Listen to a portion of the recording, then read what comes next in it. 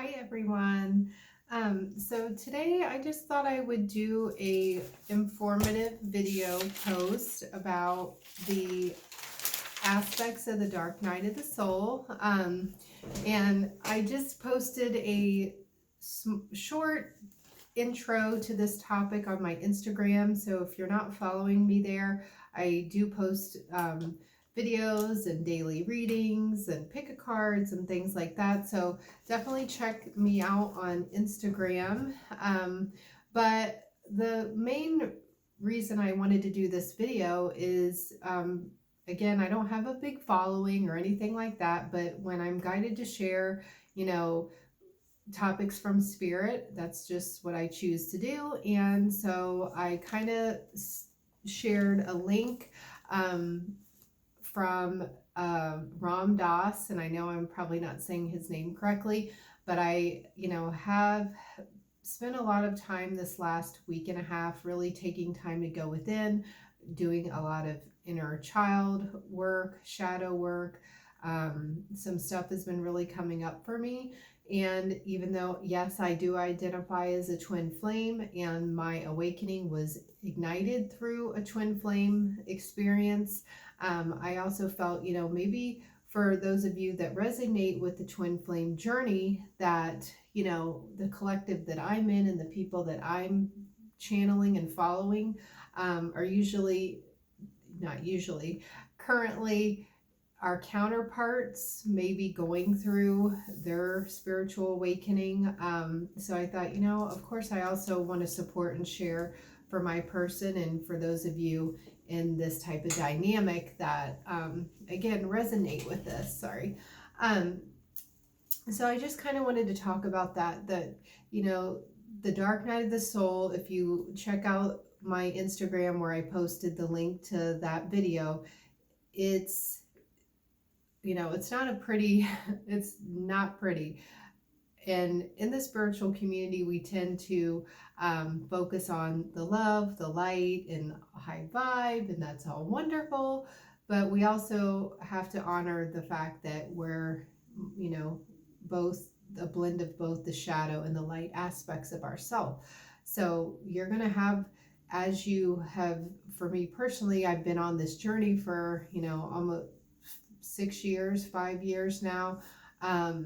As you grow and evolve and ascend, you're going to like an onion, if you've heard that analogy when it comes to this, you're peeling off a layer at a time. So you might, have the triggering moment, dark night of the soul, and then you kind of are just moving, evolving, and then something else, and then another layer, and then another, moving and evolving. And as you go up in vibration, you're also peeling back those layers, and then you have to acknowledge and, move through some of these darker energies. So it isn't always pretty.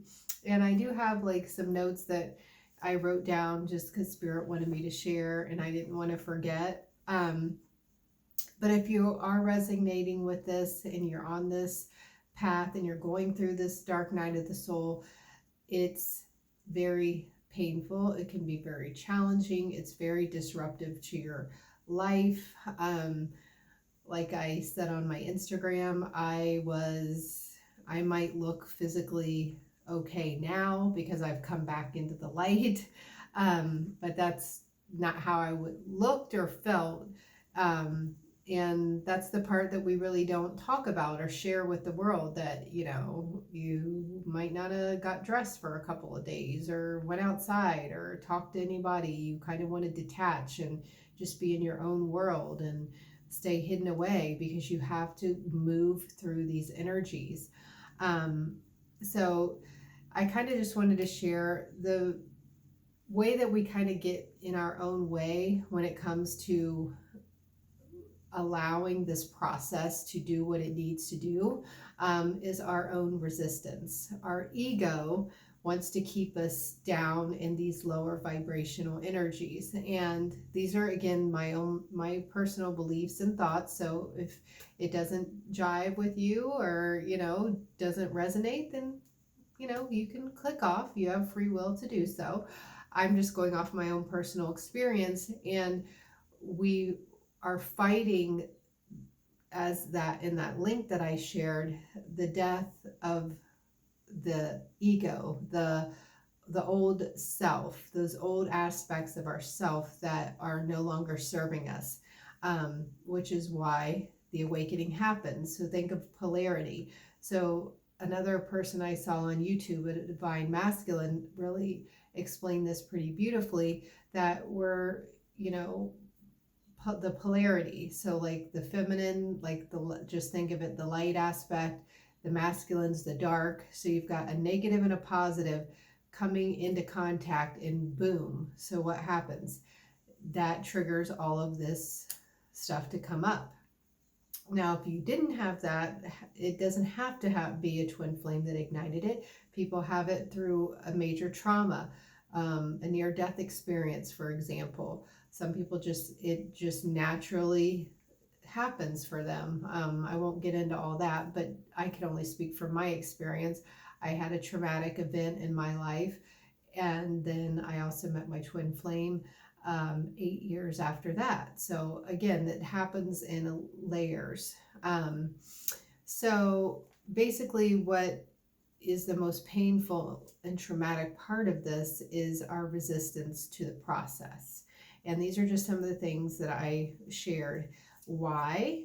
Because we don't want to let go of everything that we thought we knew, whether that be through religion, whether it's from our programming, our upbringing, what our parents said, you know, how things are supposed to be, our friends, co-workers, whatever these belief systems, programs, paradigms, whatever it is that you have been, but that's the way it's done. That's the way things are done in this family or in this religion or whatever the case.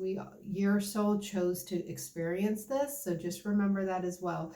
You chose to have this experience to grow and evolve beyond, because we're all here soul. We're all soul. You're in this physical vessel, this body that you chose to come to be and experience down here, all of these things.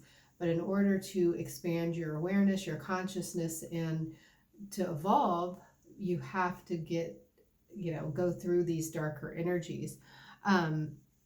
So it's kind of like, and I'm just looking again, we buy into these standards that we're born into. But you have to remember, if you're on this path and on this journey, you're not here to be like everyone else. You're here to raise the consciousness and be in a higher vibration to humanity, to this planet. So the other part that people don't, really talk about is you will potentially lose relationships. You might detach from family members. You will maybe lose jobs or walk away from jobs, because it's the resistance to trying to stay in these positions or in these situations and these jobs. It's going to be so difficult to stay in that, because your soul knows that's not who you truly are, and that you're meant to be doing something else and sharing your gifts to the world. And I tried doing it, kicking and screaming, and the universe came in and yanked some of those things out of my life. No, you're not listening. You can do this the easy way, or you can do it the hard way. So they had to step in. And again, if you can get through and allow the process to occur, it is easier. It's easier as you evolve and go through these layers. The initiation part was, again, this is my personal take. You can leave a comment and let me know. I equate it to probably the most traumatic experience of my life, other than, and I won't, get too in depth. The second or almost equally as traumatic experience in my life was losing a child.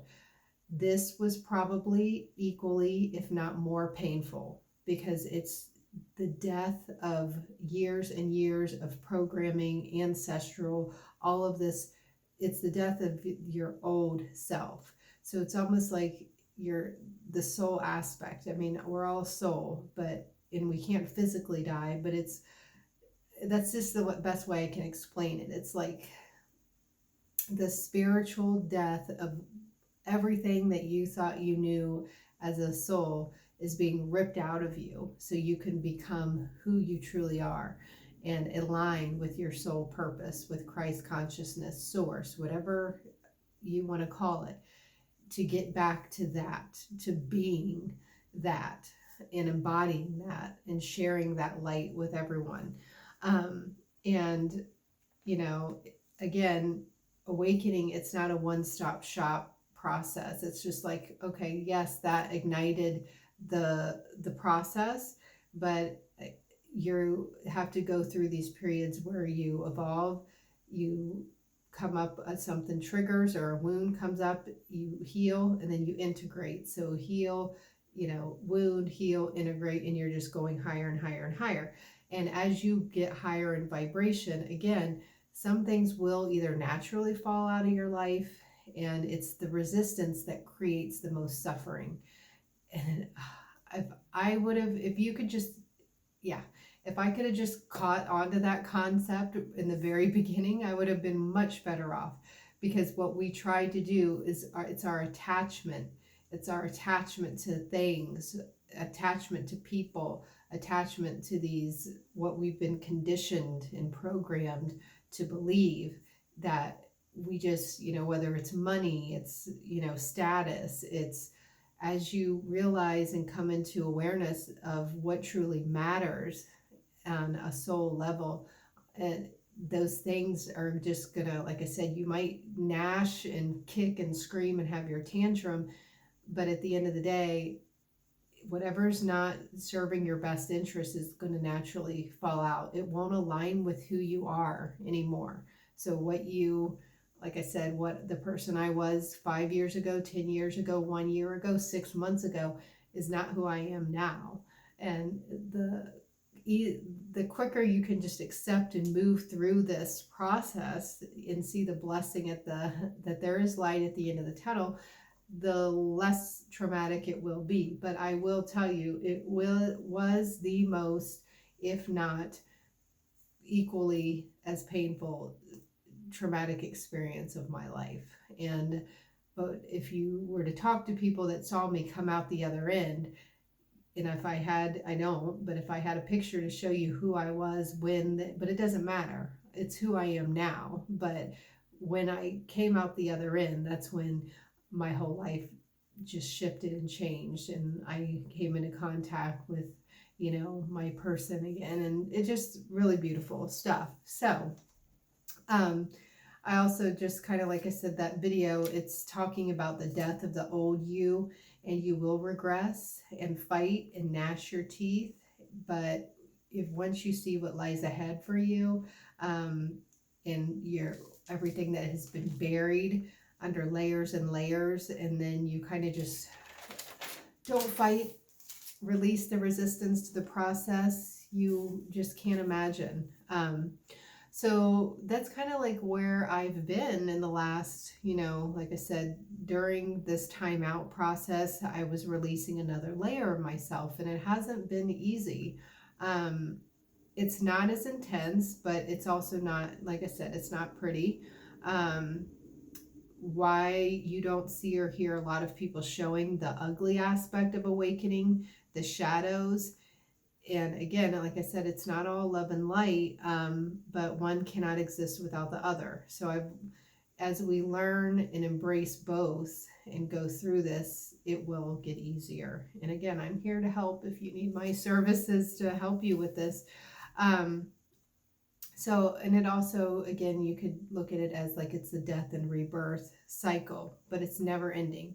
So, and I'm just looking at my notes because I'm going to run out of time here. My phone doesn't have enough storage. So I chose to step away for a while. I needed time to go within, and my ego tried to convince me that I had to post or I had to stay relevant, and I said BS to that. At first I was like, you know, what's going to happen? And I fought myself and I finally released the resistance. And I needed to focus on me, my inner healing. And frankly, I didn't have much energy for anything else. So that's the other thing I want to share. And I'm sorry, I'm trying not to read this verbatim, but it's just the points. If you truly are ready to face your shadows, you have to be prepared to leave your comfort zone, shut out the world, and really go deep. Spending time with yourself is key. And your shadows, again, it's not pretty, but once you embrace the process, the light, the sun will come out again. And like I said earlier, how I look right now is not how I was feeling or looking. And I also, to the people that do follow me on Instagram and do book services with me, it's doing a disservice not only to yourself, but to those that you serve, whether that's by making money or just by being a light in the world.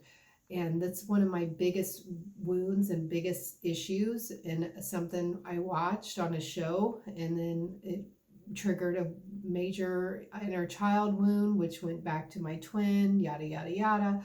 All I'm saying is the more you really just move through those and acknowledge it, that's the best you can be for the people that you serve, by choosing you. And that's something that I've struggled with on this journey. And so, it was almost like my part of this separation with my person in this process, this cycling through these things, that what does Catherine need right now? Not what everyone else needs, not, making everyone else happy, really taking time to go within myself for once. And again, we're in a separation, so I have no choice, but I had to really look at me and be my own best friend and honor what I needed. And if that means stepping away and not doing services, I'm glad. Like, those people will thank me, because I don't want to do a disservice by not honoring me first. And then I don't want to be out there dimming my light, when if you just honor it and then move through this, you'll get through it a lot faster. So I'll get off my soapbox. But so the latest purge, and I call mine purges, has required me to look deeper at myself, love of self, love for others, what I truly desire, and how I want to be in this world. It triggered a childhood wound related to how I was operating in relationships. So again, for those of you that need help with this stuff, you can always contact me. And in my life in general, I cried many tears, withdrew into hermit mode, read enlightening books, and forgave myself for neglecting any projects that I put on hold. And I'm just finishing this up. I prayed. I had my come to Jesus moments and prayed some more. I cried and cried some more. And as I forgave and asked to be forgiven, you cannot go back. So once this process is ignited in you, there's no going back. And once you realize that, you won't want to. And you will see the world so differently, and love so much, and see so much more beauty. And just, again, things that you wanted to cling on to because the ego says, I need X amount of money to meet the need of my ego, instead of being in my heart space, or I need to have this house or this car or X number of dollars, whatever it is. Like I said, that stuff's going to naturally just fall away. And then I just want to share this quote before I run out of time. Something that you have, you can only lose something that you have, but you cannot lose something that you are. And that quote came from Eckhart Tolle's book, The New Earth.